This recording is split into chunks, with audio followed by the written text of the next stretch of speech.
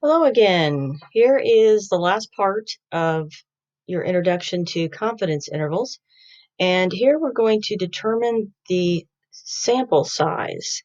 Now, in order to do that, we need to know a percentage that's attached to our confidence interval. How confident do we want to be? We also need to know the population standard deviation, and we also need a margin of error. So in order to know how big our sample size should be, we also need to have some other parameters.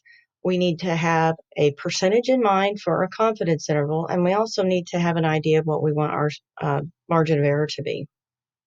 Here's an example. Here we want to estimate the mean debt of this year's college graduates, and we know the population standard deviation to be 11,800.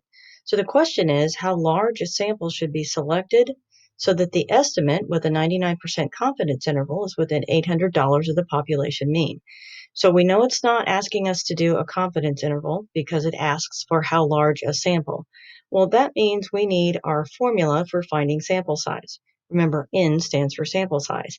In order to calculate our sample size, then, we are going to have to use the 99% to calculate a z-score, and we need a population standard deviation, which we know that's given to be 11,800, and the word within $800, that's an indication that we're looking for plus 800 and minus $800, which is what a margin of error is. So our margin of error is actually $800. So we use Desmos or we use our calculator and 0.005 in order to find Z. Now the reason we do that is because remember our 99% is taken out of the middle. That leaves us with 1%. 100% minus 99% is 1% to be split in half with the two tails. So half of 1% is the decimal 0.005. That gives us a z-score of 2.58.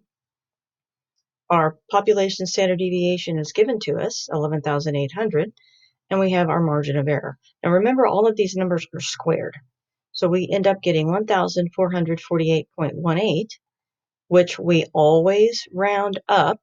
So we have 1,449 in order to accomplish our 99% confidence interval within $800 of the population mean. That's it for today. Thanks.